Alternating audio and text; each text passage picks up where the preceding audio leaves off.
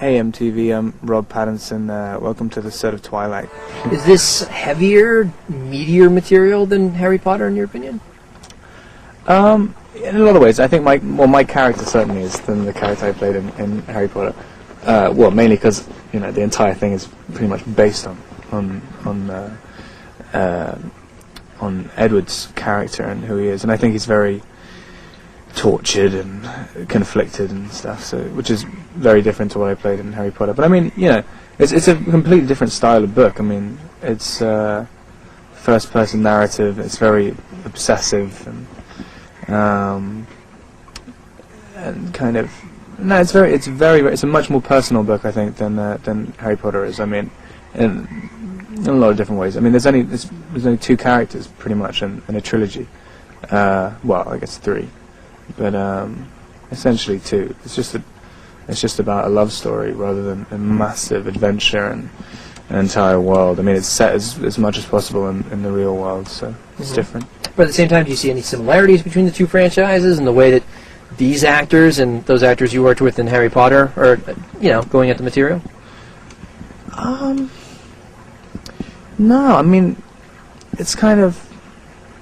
a lot of the stuff I was doing in Harry Potter was much more action-oriented. I mean, and the scenes I did have were just kind of... I mean, I was like a bit part in Harry Potter. I mean, it's kind of different. I mean, this is much more... I mean, we did a very extensive rehearsal period and very, I mean, the difference for me, anyway, is because the books are all written from Bella's perspective, I've had to pretty much invent the character of Edward, because he's just, in the books, he's just this enigma. I mean, almost, he's supposed to be written as the perfect guy, but it's written from Bella's perspective, who's completely madly in love with him, so you can never take anything to be a fact.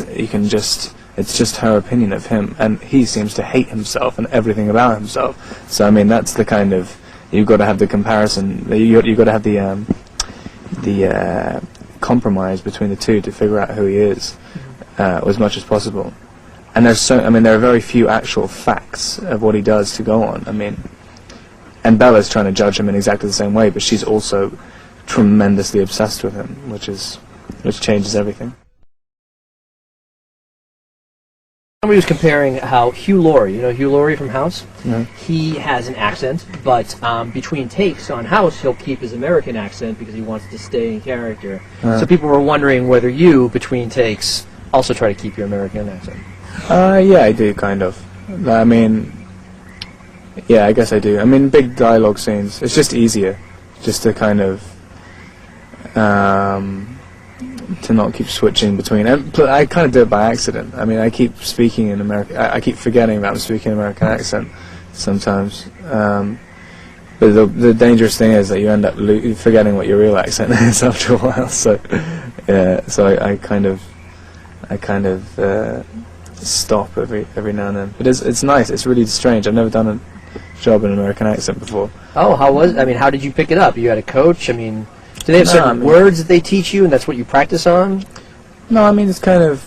I mean, I just grew up watching American movies and stuff, and I kind of, learn how to act or whatever from American films and stuff. I mean... Is there any actor in particular that you're thinking of when you're trying to do the American?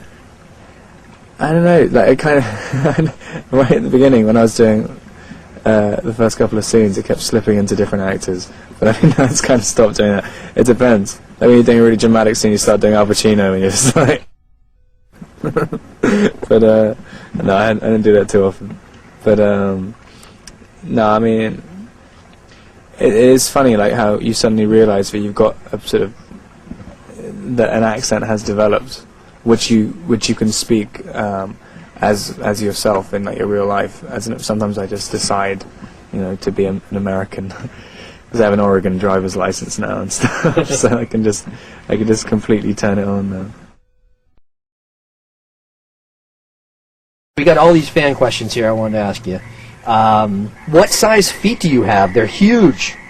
Are they? Oh. Christ. I don't know. No, I have big feet. Size 10, I think. I'm quite tall, though. That's really oh man, that's another thing I can add to my list of inadequacies or over adequacies. I guess you had said in an interview that when you were first cast, you got a lot of hate mail, and that hate mail has since turned into, hopefully, fan mail. Can you kind of tell us the whole process from when you got cast up until now? How's the fan reception been for you? Oh yeah, no, I think it's turned around now. But I remember when I first got cast, that was quite funny. It's kind of the same reaction like I would have had though if I was a little girl. I'd just been like, what? But no, I don't know. I think I mean, I looked at the Twilight thing the other day, and it seemed like a turnaround. But I mean, for a while, I was staying inside, kept all my doors locked. Just went out with a balaclava on all the time, strapped. I mean, it's funny when you get I watched a couple of these YouTube videos of people who